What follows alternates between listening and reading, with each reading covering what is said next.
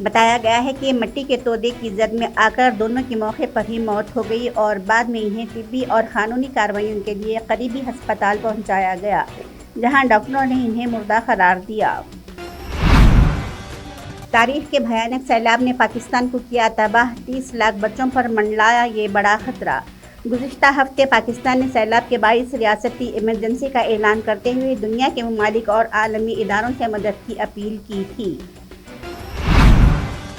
محمد زبیر کی گرفتاری کے پیچھے دہلی کا ایک تاجر ملوث، دہلی پولیس نے دیا بڑا بیان۔ پولیس حکام نے تاجر کا نام ظاہر نہیں کیا، جو ہنومان بھگت کے نام سے چلنے والا ٹویٹر ہینڈل بالاجی کی جے ان ایٹ چلا رہا تھا، جس کی صرف ایک ہی پوسٹ تھی۔ بعد میں یہ ہینڈل ڈیلیٹ بھی ہو گیا تھا۔ داؤد ابراہیم اور چھوٹا شکیل پر این آئی اے نے کیا 20 سے 25 لاکھ کے انعام کا اعلان۔ وہیں انیس ابراہیم، جاوید چکنا اور ٹائیگر میمن پر 15 لاکھ روپے کے انعام کا اعلان کیا گیا ہے۔ جو بھی ان لوگوں کے بارے میں معلومات این آئی اے کو دے گا، اسے انعام کی یہ رقم دی جائے گی۔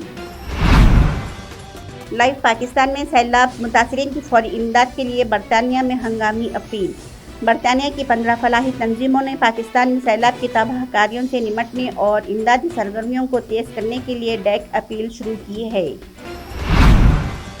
خاتون مجسٹریٹ زیبا چودھری کو مبینہ طور پر دھمکانے کے مقدمے میں انسداد دہشت گردی کی عدالت نے چیئرمین تحریک انصاف عمران خان کی عبوری ضمانت میں 12 ستمبر تک توسیع کر دی ہے۔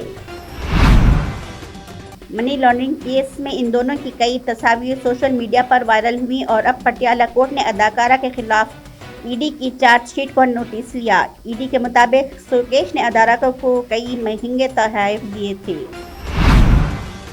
ہندوستان سے مال خریدنے کے لیے اتحادی جماعتوں سے بات کرے گا پاکستان، سیلاب سے سینکڑوں ایکڑ فصل تباہ۔ پہلے سہ ماہی میں 13.5% کی شرح سے بڑھی ملک کی جی ڈی پی، لیکن اندازوں سے کم رہا اعداد و شمار۔ چین کے شہر چینگڈو میں لاک ڈاؤن، سینکڑوں لوگ گھروں تک محدود۔